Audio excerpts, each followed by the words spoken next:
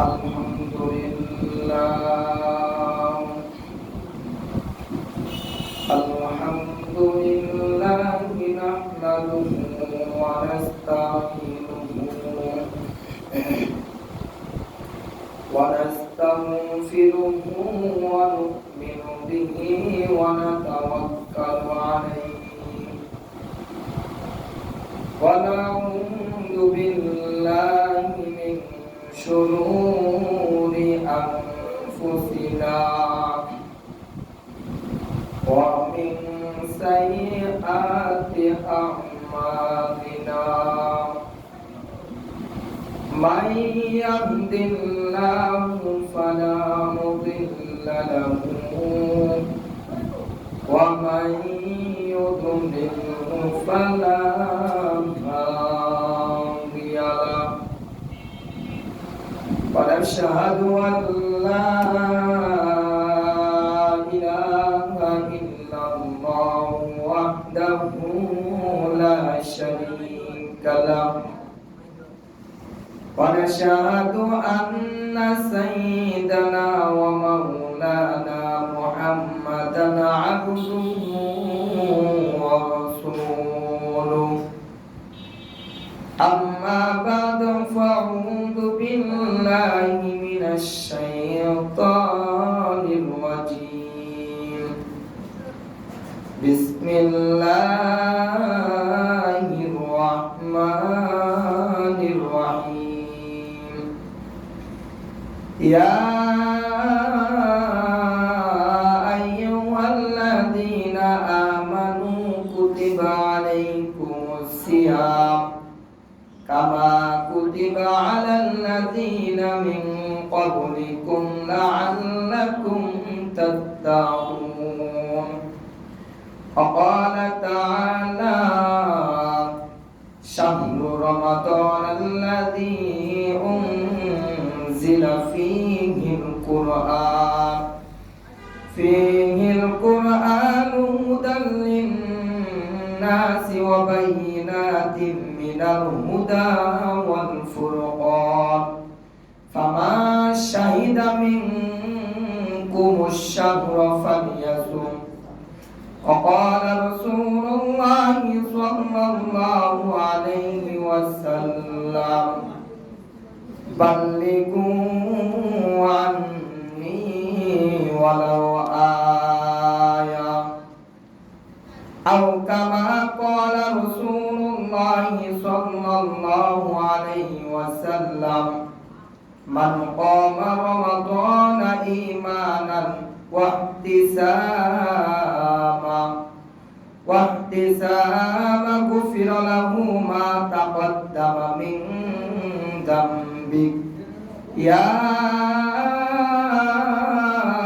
أيها الذين آمنوا صلوا عليه وسلموا تسليما اللهم صل على سيدنا مولانا محمد وعلى آل سيدنا مولانا محمد সবাই জোরে বলি আল্লাহুম্মা সাল্লি আলা সাইয়্যিদিনা মাওলানা মুহাম্মদ ওয়া আলা আলি সাইয়্যিদিনা মাওলানা মুহাম্মদ মানুষ পাগল কাবার জন্য কাবা পাগল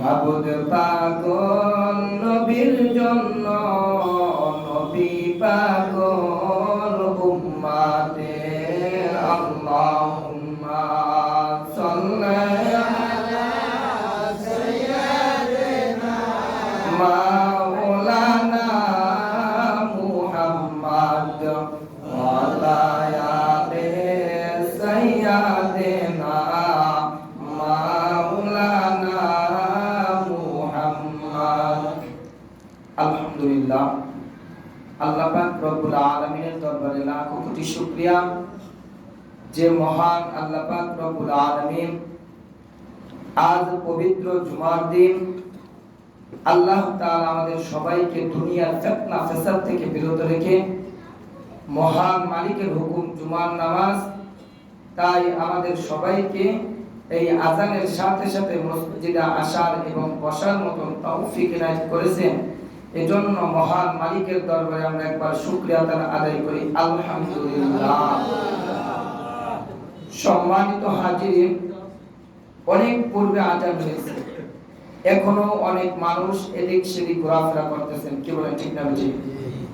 আল্লাহ পাক রব্বুল আলামিন ওই সকল ব্যক্তি বর্গ থেকে আল্লাহ তাআলা আমাদের সবাইকে আজানের সাথে সাথে মসজিদে আসার বসার তৌফিক এনায়েত করেছেন এবং কত মানুষ আজকে জুমার নামাজ পাইয়াও তাদের নসিবে আজকে জুমার নামাজ হইতেছে না। কত মানুষ অসুস্থতা ভোগ করতেছে, কত মানুষ রাস্তাঘাটে ঘোরাঘুরি খাচ্ছে, কত মানুষ আজকে হাত নাই, পা নাই, অঙ্গ প্রত্যঙ্গ নাই, তারা আফসোস করতেছে, হায় আফসোস আজকের জুমার নামাজ আমার কপালে হলো না। আল্লাহ পাক রব্বুল আলামিন ওই সকল ব্যক্তি বর্গ থেকে আল্লাহ তাআলা আমাদেরকে হেফাজত করে স্বয়ং সম্পূর্ণ সুস্থতা রেখে আল্লাহ তাআলা আমাদেরকে মসজিদে আসা এবং এই মূল্যবান সময় আমাদেরকে বসার মতন তৌফিক এনায়েত করেছেন। এজন্য মহান মালিকের দরবারে আমরা আরেকবার শুকরিয়া আদায় করি, আলহামদুলিল্লাহ। সম্মানিত হাজিরিন, সংক্ষিপ্তভাবে কিছু আলোচনা করব। যে আলোচনা হলো এই রোজা আমাদের কোথা থেকে আসলো, কেন আমাদের জন্য ফরজ করা হয়েছে এবং এই রমজান মাসে আমরা যে রোজা রাখি, রমজান মাসে রোজা থাকার পরও কিছু কিছু কারণ আছে। এই কারণগুলো যদি আমাদের ভিতরে হয়ে যায় রমজানের ভিতরে, তাহলে আমাদের রোজা এবং আমরা যে রোজা রাখি এই রোজা বাতিল হয়ে যাবে। এখন এই কারণগুলো নিয়ে সংক্ষিপ্তভাবে কোরআন এবং হাদিস থেকে আলোচনা করার চেষ্টা করব। আল্লাহ তাআলা আমাদের জবান দ্বারা কোরআন এবং হাদিস দ্বারা কথাগুলো বলার মতন তৌফিক এনায়েত করে এবং আপনাদেরকে এই কথাগুলো আমলের নিয়তে শ্রবণ করার মতন তৌফিক এনায়েত করে, সবাই বলে আল্লাহুম্মা আমিন। সম্মানিত হাজিরিন, আমি যে আয়াত কেরাত তেলাওয়াত করেছি, যে 2 নম্বর পারা 6 নম্বর পৃষ্ঠা সূরা বাকারার 183 নম্বর আয়াতে আল্লাহ তাআলা বলেন, ইয়া আইয়ুহাল্লাযীনা আমানু কুতিবা আলাইকুমুস সিয়াম কামা কুতিবা আলাল্লাযীনা মিন ক্বাবলিকুম লাআল্লাকুম তাত্তাকুন। হে ঈমানদারগণ, তোমাদের প্রতি রোজা ফরজ করা হয়েছে। কাদের প্রতি রোজা ফরজ করা হয়েছে? আমাদের প্রতি। এবং তোমাদের পূর্ববর্তী যে লোকগুলো আসছিল তাদের প্রতিও রোজা ফরজ করা হয়েছে। কেন তোমাদের প্রতি রোজা ফরজ করা হয়েছিল? যাতে তোমরা এই রোজা রেখে খাঁটি মুত্তাকি বান্দা হতে পারো, সবাই বলেন সুবহানাল্লাহ। তাহলে রোজা আমাদের জন্য ফরজ করা হয়েছে কিসের জন্য বলেন? আমাদের খাঁটি মুত্তাকি বান্দা হওয়ার জন্য। এখন খাঁটি মুত্তাকি বান্দা হতে হলে কি করতে হবে? রমজান মাসে রোজা রাখতে হবে। তারপরে আল্লাহ পাক রব্বুল আলামিন 2 নম্বর পারা 7 নম্বর পৃষ্ঠা সূরা বাকারা 185 নম্বর আয়াতে আল্লাহ তাআলা বলেন, শাহরু রমাদানাল্লাযী উনজিলা ফীহিল কুরআন হুদাল লিন-নাসি ওয়া বাইয়িনাতিন মিনাল হুদা ওয়াল ফুরকান। হে ঈমানদারগণ, তোমরা জেনে রাখো যে এই রমজান মাসে আল্লাহ পাক রব্বুল আলামিন কোরআন নাযিল করেছেন, সবাই বলেন সুবহানাল্লাহ। কোরআন নাযিল হয়েছে কোন মাসে? এই রমজান মাসে। আজকের দিন গেলেই আগামী কালকে দিনগত রাত্রে আমাদের প্রথম তারাবির পরে ওই রাত্রে আমাদের সেহরি খাইতে হবে, প্রথম রমজানের সেহরি। আল্লাহ তাআলা বলেন, এই রমজান মাসে তোমাদের জন্য কোরআন নাযিল করা হয়েছে, সবাই বলেন সুবহানাল্লাহ। তাই নয়, এই রমজান মাস আল্লাহ তাআলা তোমাদেরকে হেদায়েতের জন্য দিয়েছে। কিসের জন্য? হেদায়েতের জন্য। আল্লাহ পাক রব্বুল আলামিন বলেন, হে দুনিয়ার মানুষ, আমি আল্লাহ পাক রব্বুল আলামিন তোমাদের জন্য রমজান মাস দিয়েছি এবং এই রমজান মাসে তোমাদেরকে কোরআন দিয়েছি এবং এই রমজান মাস তোমাদের জন্য আমি আল্লাহ হেদায়েতের মাস দিয়েছি।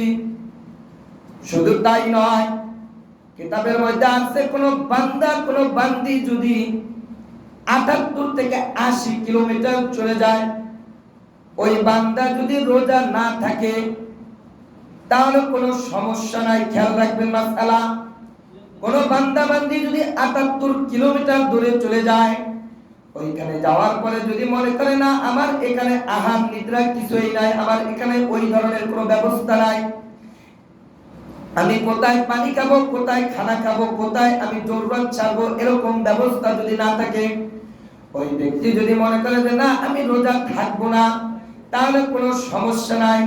কিতাবের মধ্যে আছে তুমি যেই কয়দিন সফরের মাধ্যমে থাকবা, যেই কয়দিন তুমি ওজরে থাকবা, যেই কয়দিন তুমি অসুস্থতা ভোগ করবা, অসুস্থতা ভোগ করলে ওই কয়দিন তোমার কোনো রোজা রাখার দরকার নাই। সম্মানিত হাজিরিন, তাহলে বলবেন যে হুজুর তাহলে রমজান মাস রোজা ফরজ, তাহলে রোজা কেন রাখার দরকার নাই? মাসআলা হলো কিতাবের মধ্যে আছে কোন বান্দা বান্দি যদি অসুস্থতা ভোগ করে, কোন বান্দা বান্দি যদি অনেক দূরে চলে যায়, ৮০ থেকে ৭৮ কিলোমিটার দূরে চলে যায়, ওই বান্দা বান্দির জন্য রোজা ফরজ নয়। ওই বান্দা বান্দি সফরে আছে, ওই বান্দা বান্দি ওই কয়েকদিন পর্যন্ত রোজা থাকবে না। যখন রমজান মাস শেষ হয়ে যাবে, ওই রোজা আবার পরবর্তী টাইমে আদায় করতে হবে। ওই রোজাটা পরবর্তী টাইমে আদায় করলেই তার রোজা পরিপূর্ণ আদায় হয়ে যাবে। সবাই বলেন সুবহানাল্লাহ। আর যদি কোনো বান্দা বান্দি স্বয়ং সম্পূর্ণ সুস্থতা থাকে, কোনো বান্দা বান্দি যদি কোনো সমস্যা না থাকে, বয়স যদি 18 থেকে 20 হয়ে যায় এবং যদি অর্থাৎ কিতাবের মধ্যে আছে যদি বালেগ হয়ে যায়, যদি 12 থেকে বয়স হয়ে যায়, ওই ব্যক্তি যদি সবই বোঝে, যদি বালেগা পুরুষ বালেগা মহিলা হয়, তাহলে ওই ব্যক্তির জন্য রোজা রাখা ফরজ। আল্লাহ তাআলা বলেন, হে দুনিয়ার মানুষ, আমি আল্লাহ তাআলা তোমাদেরকে এমন একটা বিধান দিয়েছি, এমন একটা ধর্ম আমি আল্লাহ তাআলা তোমাদেরকে দিয়েছি। এবং আল্লাহ রাসূল বলেন, ইন্নাদ দীনা ইনদাল্লাহিল ইসলাম, ইসলাম হলো সবচেয়ে শান্তির ধর্ম। কিসের ধর্ম? শান্তির ধর্ম। ইসলাম ইন দা কমপ্লিট। আল্লাহ রাসূল বলেন, ইসলাম এমন ধর্ম, ইসলামের ধর্মের মতন শান্তির ধর্ম আর কোথাও কোনো ধর্মের ভিতরে নাই। এজন্য আল্লাহ তাআলা আয়াতের ভিতরে বলেন, তাফসীরের ভিতরে আছে, সম্মানিত হাজিরিন, যারা অসুস্থ থাকবেন, যারা 80 কিলোমিটার দূরে চলে যাবেন, তাদের জন্য রোজা রাখা ফরজ নয় এবং ওই রোজাটা সে পরবর্তী টাইমে আদায় করলে হয়ে যাবে। কিন্তু সম্মানিত হাজিরিন, যদি সম্পূর্ণ সুস্থতা থাকে, তাহলে ওই ব্যক্তির কোন রকম ভাবে রোজা বাতিল করা যাবে না।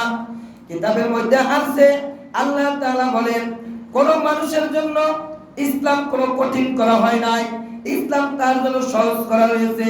মানুষের জন্য আল্লাহ তাআলা ইসলাম অতি সহজ করে দিয়েছেন। সবাই বলেন সুবহানাল্লাহ। এজন্য কষ্ট করে কোনো ইবাদত আল্লাহ তাআলা করতে বলেন নাই। আল্লাহ তাআলা যেইভাবে কোরআনে বিধান দিয়েছেন, এইভাবে যদি আমরা মানি, তাহলে আমাদের কোথাও কোনো কষ্ট হবে না। সবাই বলেন সুবহানাল্লাহ। সম্মানিত হাজিরিন, কথা হলো সংক্ষিপ্ত কথা, রোজা ভঙ্গের কিছু কারণ। এই কারণগুলো যদি আমাদের ভিতরে রোজার মাসের যদি থাকে, এই কারণগুলো থাকলে আমাদের রোজা বাতিল হয়ে যাবে। রোজা কি বাতিল হয়ে যাবে? খেয়াল করবেন, 1 নাম্বার, রোজা থাকিয়া যদি কেউ ইচ্ছাকৃতভাবে পানাহার করে, কি করে? ইচ্ছাকৃতভাবে যদি কোনো বান্দা বান্দি যদি রোজা থাকিয়া পানাহার করে, তাহলে ওই ব্যক্তির জন্য রোজা বাতিল, রোজা ভঙ্গ হয়ে যাবে। সম্মানিত হাজিরিন, এখন প্রশ্ন যে হুজুর আমি রোজা রাখলাম কিন্তু আমি মনের ভুলে আমি এক গ্লাস পানি খেয়ে ফেলাইলাম, আমি মনের ভুলে আমি এক প্লেট ভাত খেয়ে ফেলাইলাম, এখন আমার করণীয় কি? আমি আগেই বলছি ইসলাম কোনো কারোর জন্য কঠিন নয়। ইসলাম মাসআলা যদি মানতে পারে আল্লাহ তাআলা এবং আল্লাহর রাসূল যেইভাবে বিধান দিয়েছেন এইভাবে যদি আমরা মানতে পারি তাহলে আমাদের জন্য অতি সহজ। আল্লাহ রাসূল বলেন এবং আল্লাহ তাআলা কিতাবের মধ্যে বলেন, কোন বান্দা বান্দি যদি রোজা থাকিয়া অনিচ্ছাকৃতভাবে, অর্থাৎ সে যে রোজা রাখছে তার মনেই নাই, হয় কিনা? আমি যে রোজা রাখছি, অনেক সময় রোজা রাখছে একজন একটা জিনিস খাবার আছে খাইয়ে ফেলাইছে, খাওয়ার পরে বলতেছে হ্যাঁ আমি রোজা কেমন করলাম, এখন হুজুরের কাছে দৌড়ালেন, হুজুর আমার ওই এলাকায় নাই, এখন কি করবেন? এখন এই মাসআলা যদি আপনার জানা থাকে তাহলে আপনার হুজুরের কাছে যাওয়া লাগবে না। আর যদি মাসআলা যদি আপনি না জানা থাকে তাহলে আপনি কঠিন একটা বিভ্রান্তিতে পড়বেন। কি বলেন ঠিক না ঠিক? জোরে কথা বলবেন, কি বলেন ঠিক না ঠিক? আচ্ছা, এখন ওই ব্যক্তি যদি অনিচ্ছাকৃতভাবে কিছু খাইয়া ফেলায় তাহলে ওই ব্যক্তির জন্য রোজা ভাঙবে না। এখন মনে মনে যদি আপনি যদি মনে করেন যে হুজুরের বয়ানে বলছে যে অনিচ্ছাকৃতভাবে যদি কেউ কিছু খায় তাহলে রোজা ভাঙবে না, তাহলে আমি মনে মনে বলবো যে আমি রোজা না, আমি অনিচ্ছাকৃতভাবে খাইতেছি। কিন্তু এরকম কোন মন মানসিকতা যদি ভিতরে আসে তাহলে আমি আগে বলছি ইচ্ছাকৃতভাবে খাইলে না, আপনি মনে মনে বলতেছেন যে আমি রোজা না, আমি মনে মনে করবো যে আমি রোজা আজকে নাই, আমি খাইয়া ফেলাইতেছি না। খেয়াল রাখতে হবে এটা, আপনি যদি অনিচ্ছাকৃতভাবে খান তাহলে আপনার রোজা ভাঙবে না, ইচ্ছাকৃতভাবে খাইলে কি রোজা ভেঙে যাবে। এক নাম্বার কথা গেল। দ্বিতীয় নাম্বার বলা হয়েছে কোন বান্দা বান্দি যদি রোজা থাকিয়া স্ত্রীর সহবাস করে, কোন মাসআলার ক্ষেত্রে কোনো শরম নাই, মাসআলা আমাদের সঠিকভাবে জানতে হবে। কোন বান্দা বান্দি যদি রোজা থাকিয়া স্ত্রীদের সাথে সময় দেয়, স্ত্রীর সাথে মিলন করে, ওই অবস্থা তার রোজা ভেঙে যাবে। খেয়াল করতে হবে, রোজার ভিতরে রোজা থাকিয়া এই ধরনের কোনো কুকর্ম কাজ করা যাবে না। দ্বিতীয় নাম্বার গেল। তৃতীয় নাম্বারে বলতেছি যে রোজা থাকিয়া কোন বান্দা যদি হস্তমৈথুন করে, ওই হস্তমৈথুনের কারণে এই অসপসারা শয়তানে দেয়। কিন্তু খেয়াল রাখতে হবে, এরকম যদি কারোর ভিতরে যদি মন মানসিকতা পয়দা হয়ে যায়, কারোর ভিতরে যদি এরকম মন মানসিকতা চলে আসে, ওই অবস্থায় ওই ব্যক্তি রোজা ভেঙে যাবে। সম্মানিত হাজিরিন, যুবক ভাইদেরকে বলবো এই ধরনের কোনো নাফরমানি কাজ, এই ধরনের কুকর্ম খারাপ কাজ আমাদের ভিতরে আনা যাবে না।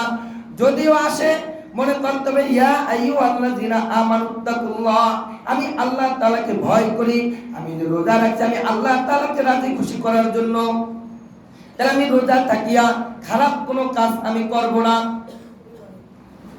তারপরে বলা হয়েছে কোন ব্যক্তি যদি ইচ্ছাকৃতভাবে বমি করে, কি করে? ইচ্ছাকৃতভাবে বমি করে, ইচ্ছাকৃতভাবে যদি মুখ ভরিয়া বমি করে তাহলে ওই ব্যক্তির রোজা ভেঙে যাবে। 5 নম্বরে বলা হয়েছে কোন বান্দা বান্দি যদি ইচ্ছাকৃতভাবে বমি করিয়া ওই বমি আবার যদি গিলে ফেলে, এখন প্রশ্ন করতে পারেন যে হুজুর এই ধরনের কাজ তো আমার সাথে হয় না।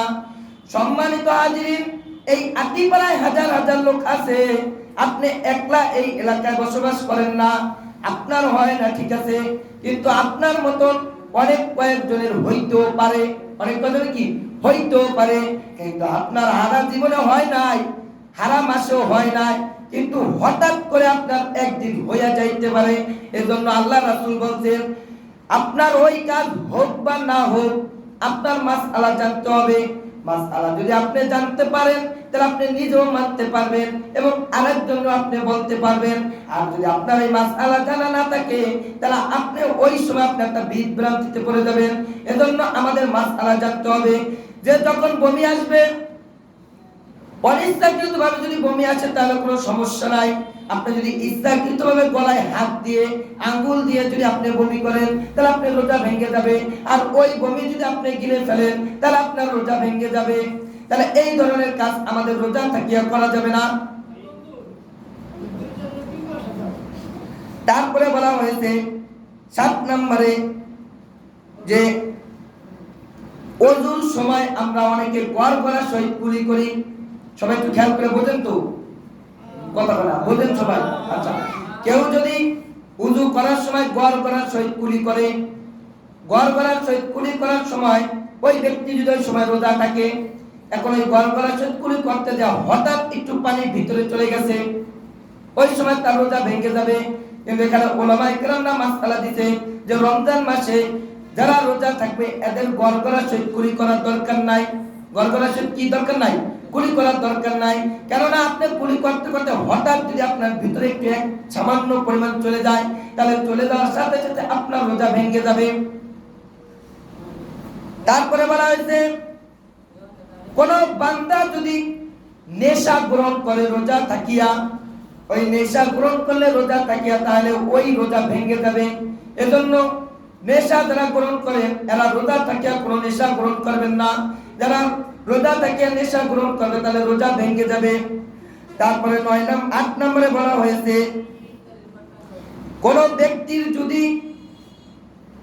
খাবারের পরে দাঁতের ভিতরে ছোলা পরিমাণ খাদ্য, অর্থাৎ ছোট একটা ছোলা পরিমাণ খাদ্য, এই পরিমাণ খাদ্য যদি কারো দাঁতের ভিতরে প্রবেশ করে থাকে, এখন ওই সময় যদি সে দ্বারা দিয়া ওই খাদ্যটা সে বের করে যদি গিলে ফেলায়, তাহলে ওই সময় ওই ব্যক্তির রোজা ভেঙে যাবে। এজন্য সম্মানিত হাজিরিন, আমরা রোজা থাকবো, রোজা থাকিয়া নিয়ত করার আগে আমরা সুন্দরভাবে দাঁতটাকে খিলেল করব। দাঁতটাকে খিলেল করিয়া তারপরে কুলি করে পানি ফেলাই অথবা পানি খাইয়া তারপর আমরা নিয়ত করব। খেয়াল রাখবো, নিয়তের পরে আর আমরা কিছুই খাবো না। 9 নম্বরে বলা হয়েছে অনেক মুরব্বীরা দেখা যায়, অনেক মা বোনরাও দেখা যায়, অনেক বৃদ্ধ বয়সের বাবারা এই কাজটা করে যে খাওয়ার পরে একটা পান খায়। খাওয়ার পরে কি করে? একটা পান খায়, যে না আমার একটা পান খাইতেই হবে। কিন্তু আপনি সময়ের দিকে খেয়াল রাখবেন, আপনি পান খান কোনো সমস্যা নাই, কিন্তু পান খাইয়া অনেকে একটু কাইট হয়, যে মনে করে যে 5 মিনিট আছে একটু বিশ্রাম নেই, সেহরি খাওয়ার সময় শেষ হয়ে গেলে তারপরে মসজিদে চলে যাব। কিন্তু ওই টাইমে দেখা যায় যখনই সে একটু বিশ্রাম নিতে গেছে, বিশ্রাম নেওয়ার সাথে সাথে তার ঘুমাইয়া পড়ছে, এবং ঘুমের দিকে উঠতে যায় 20 মিনিট ওভার হয়ে গেছে। 20 মিনিট কি ওভার হয়ে গেছে, কিন্তু সে পান চাবাইতে আছে। এরকম যদি হয় তাহলে রোজা ভেঙে যাবে। রোজা কি ভেঙে যাবে? তাহলে কি করতে হবে? সেহরি খাইয়া যদি আপনি মনে করেন যে আপনার একটা পান খাওয়ার দরকার, আপনি খান, কিন্তু যখনই বলবে সেহরি খাওয়ার সময় শেষ, মুয়াজ্জিন সাহেব যখন বলবে সেহরি খাওয়ার সময় শেষ, আপনি সাথে সাথে কুলি করে ফেলাই দিবেন, ওই পানি আর খাবেন না। হ্যাঁ, ওই পানি ফেলাইয়া তারপরে যদি আপনার পানি খেতে মন চায়, সাদা 1 গ্লাস পানি খাবেন, সাদা পানি খাবেন, ঠিক আছে? তাহলে কি বললাম যে রোজা থাকিয়া পান খাইয়া ঘুমাই পড়া যাবে না। ঘুমাই গেলে কোন রোজা ভেঙে যাবে যদি ওই পানের সিপটি যদি আপনার সেহরি খাওয়ার সময় শেষ হওয়ার পর যদি আপনার ভিতরে চলে যায়, তাহলে রোজা ভেঙে যাবে। তারপরে বলা হয়েছে 10 নাম্বার, সেহরি খাওয়ার সময় শেষ। এখন অনেকে মনে করে দেখেন যে সেহরি খাওয়ার সময় শেষ, আরো মনে হয় বাকি আছে, কিন্তু না। সম্মানিত হাজিরিন, সেহরি খাওয়ার সময় এবং ইফতারের সময় এটা কারো ব্যক্তিগত সময় না, এটা কারো কি না? ব্যক্তিগত সময় না। আপনি যদি মনে করেন আরো 5 মিনিট বাকি আছে, আপনি যদি মনে করেন আরো 10 মিনিট বাকি আছে, এটা আপনার নিজের সিদ্ধান্ত। এটা আপনার কি সিদ্ধান্ত? নিজের সিদ্ধান্ত। কিন্তু সেহরির সময় এবং ইফতারের সময় এটা নির্দিষ্টভাবে ফাউন্ডেশনের থেকে এটা বহন করা হয়েছে এবং সরকারের থেকে এটা একটা সময় নির্ধারিত করা হয়েছে। এই সময়ের ভিতর সেহরি খাইতে হবে, এই সময়ের ভিতর ইফতার করতে হবে। এখন যদি ইমাম সাহেব বলে, মুয়াজ্জিন সাহেব বলে সেহরি খাওয়ার সময় শেষ, এখন যদি আপনি মনে করেন যে না আরো 5 মিনিট আছে, আমি খাইতে চাই না, এরকম করা যাবে না। সেহরি খাওয়ার সময় শেষ হয়ে গেলে 5 মিনিট পরে আযান হয়, 5 মিনিট পরে কি হয়? আযান হয়। আর আপনি যদি আযান পর্যন্ত খালি খাইতেই চান, তাহলে আপনার রোজা কোনো থাকবে না। এজন্য খেয়াল রাখতে হবে, আপনি তো 10 মিনিট আগে উঠবেন। এখন সবার ঘরেই মোবাইল আছে, ডিজিটাল মোবাইল, আমি কোন বাংলায় কথাগুলো বলতেছি। এখন সবার ঘরেই মোবাইল আছে, আপনি অ্যালার্ম দিয়ে রাখবেন। আর যদি মনে করেন না আমি রাতে তাহাজ্জুদ পড়বো, আমার সময় লাগে বেশি, আপনি আরো 10 মিনিট আগে অ্যালার্ম দেন। আপনি এমন সময় অ্যালার্ম দিবেন যেন আপনি সুন্দরভাবে সেহরি খাইয়া তাহাজ্জুদ পড়া তারপরে যেন আপনি মসজিদে আসতে পারেন, এরকম সময় নিয়ে আপনি উঠবেন। গেল এটা। 12 নম্বরে বলা হয়েছে যে যখন এই ইফতারের সময় অনেকে মনে করে যে টাইম তো হয়ে গেছে, টাইম কি হয়ে গেছে, আযান হয় নাই, তাহলে ইফতারি মনে করে হালান যায়।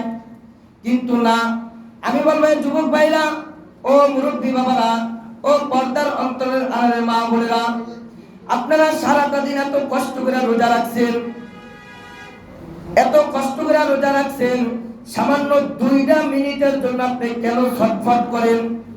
আপনি খেয়াল রাখবেন, যখন আযানের টাইম হয়ে যাবে, কোন মুয়াজ্জিন সাহেব আযানের জন্য বসে থাকবে না। আযানের টাইম হয়ে যাওয়ার সাথে সাথে মুয়াজ্জিন সাহেব আযান দিয়ে দিবে। এখন যদি মনে করেন যে না কারেন্ট নাই, আপনি খেয়াল রাখবেন, আপনার ঘরে একটা ক্যালেন্ডার রাখবেন। আর যদি ক্যালেন্ডার না থাকে, মসজিদের থেকে আপনি ক্যালেন্ডারের একটা ছবি নিয়ে যাবেন। কি করবেন? ছবি নিয়ে যাবেন। যদি আপনি আযানের সময় আলাপ না পান, তাহলে আপনি ওই টাইম দেখে তারপর আপনি ইফতার করবেন। কিন্তু মনে করা যাবে না, আগের জামানায় তারা করতো যে এখন পছন্দ দেখে না, এখন টাইম হয়ে গেছে, কিন্তু ওই টাইম এখন আর নাই। পাশে জেনে গেছে, পিছনে জেনে গেছে, ওইটা এখন আর দেখে লাভ নাই। বর্তমান সময় এখন আপডেট সময়, আমাদের জন্য ঘড়ি আছে, আমাদের জন্য টাইম আছে, আমাদের জন্য সব কিছু নির্ধারিত করে দেওয়া আছে। এজন্য খেয়াল রাখতে হবে, আপনার টাইম না হইলে আপনি ইফতারি করতে পারবেন না। যদি মনে করেন যে না এখন টাইম হয়ে গেছে, তাহলে এরকম সময় যদি আপনি মনে করেন, আর যদি আযানের যদি 2-3 মিনিট সময় বাকি থাকে, আযানের যদি 2-3 মিনিট সময় বাকি থাকে, তাহলে আপনার রোজা ভেঙে যাবে। রোজা কি ভেঙে যাবে। আর আরেকটা বিষয় হলো, আমি বলবো যে এই মসজিদে যারা মুসল্লি আছেন, এই মসজিদের আযান না আগ পর্যন্ত আপনারা কি ইফতার করবেন না। কারণ সারাটা দিন রোজা থেকে 1-2 মিনিটের জন্য আপনি পাগল হয়ে যাবেন না। মসজিদে আযান হবে, আযানের পরে আপনি ইফতার করবেন। আশপাশে যদি দেখা যায় অনেক সময় 2-1 মিনিট আগে তারা আযান দিয়ে দেয়, তারা কি করলো না করলো এটা আমাদের দেখার বিষয় না। কিন্তু আমরা আমাদের নিয়মে চলবো। কি বলেন? আমরা কি করব? আমাদের নিয়মে। কারণ পাশের মসজিদে দেখা যায়, আমি যে আপনাদেরকে ভাঙ্গে বলি, পাশের মসজিদে দেখা যায় তারা 2 মিনিট আগে আযান দিয়ে দেয়, 1 মিনিট আগে আযান দিয়ে দেয়। না, তারা দেও, কিন্তু আমার মসজিদের মহল্লা যারা আছেন, এই মসজিদে আযান হওয়া আগ পর্যন্ত আপনি বসে থাকবেন। যদি 1 মিনিট পরেও আযান হয় হোক, আপনি 1 মিনিট বসে থাকেন। ওই সময় আপনি আল্লাহর কাছে দোয়া করতে দেন। ওই সময় দোয়া করলে আল্লাহ তাআলা আপনার দোয়া কবুল করে নেবেন। এই গেল 12 নাম্বার। 13 নাম্বার কথা হলো সম্মানিত হাজিরিন, এবং এই 13 নাম্বারটা হলো মা বোনদের জন্য। ও আমার পর্দার অন্তরের আড়ালের মা বোনেরা, আপনারা খেয়াল করে শুনেন, রোজা থাকিয়া যদি কোনো মা বোনদের যদি পিরিয়ড হয়ে যায়, এখন ওই পিরিয়ড চলাকালীন তার রোজা ভেঙে যাবে। রোজা কি ভেঙে যাবে। আর ওই সময়ের থেকে তার 5 থেকে 6 দিন পর্যন্ত রোজা থাকা যাবে না। এখন যদি কেউ মনে করে যে না আমি রোজা থাকবো না, আপনি রোজা থাকতে পারবেন না। ইসলাম বলেছেন, কোরআন বলেছেন, কোন মা বোনদের যদি কোনো সমস্যা হয়, সমস্যার কারণে আল্লাহ তাআলা তাকে ইবাদত করতে নিষেধ করে দিয়েছেন। ইবাদত করতে কি করেছেন? নিষেধ করে দিয়েছেন। এবং তারে নামাজ পড়তে নিষেধ করে দেওয়া হয়েছে। তাহলে নামাজ পড়তে নিষেধ করে দেওয়া হয়েছে। এখন আপনি যদি মনে করেন যে আমি করবই, তাহলে আপনি আপনার মন গড়া চললেন। আল্লাহ তাআলা বলছেন, কোন মা বোনদের যদি এই ধরনের কোনো সমস্যা হয়, তাহলে সে ওই কয়েকদিন রোজা সে থাকবে না। এখন কিতাবের মধ্যে আছে, যখন শাবান মাস চলে আসবে এবং রজব মাস চলে আসবে, রমজান মাস যখন শেষ হয়ে যাবে, এই রমজান মাস শেষ হওয়ার পরে ওই মা বোনরা ওই রোজাগুলো আদায় করে নেবে। যখন ওই রোজাগুলো আদায় করে নেবে, আল্লাহ তাআলা এই রমজান মাসের রোজা আল্লাহ তাআলা কবুল করে নেবেন। সবাই বলেন সুবহানাল্লাহ। এটা বলে যা। এখন আপনাদেরকে বুখারী শরীফের একটা হাদিস শোনাবো। কিসের হাদিস? বুখারী শরীফের হাদিস। আল্লাহ রাসূল সাল্লাল্লাহু আলাইহি ওয়াসাল্লাম বলেন, মান কামা রমাদানা ঈমানান ওয়া ইহতিসামা গুফিরা লাহু মা তাকদ্দামা মিন যামবি। কোন বান্দা বান্দি যদি রাতের বেলায় তারাবির নামাজ পড়ে, এখানে তারাবি উল্লেখ নাই, কিন্তু এখানে সালাতের উল্লেখ আছে, যে কোন বান্দা বান্দি যদি রাতের বেলায় নামাজ পড়ে এখন নামাজটা কি? যেহেতু হাদিসের কথা, তাহলে সুন্নাত আছে, তাহলে সুন্নাত নামাজটা কি? তারাবির নামাজ। সুন্নাত নামাজটা কি? তারাবির নামাজ। কোন বান্দা বান্দি যদি তারাবির নামাজ এবং সহিহ নিয়তে, আমলের নিয়তে পড়ে, আল্লাহ তাআলা বলেন এবং আল্লাহ রাসূল বলেন, এই এখানে বলা হয়েছে আল্লাহ রাসূলের কথা।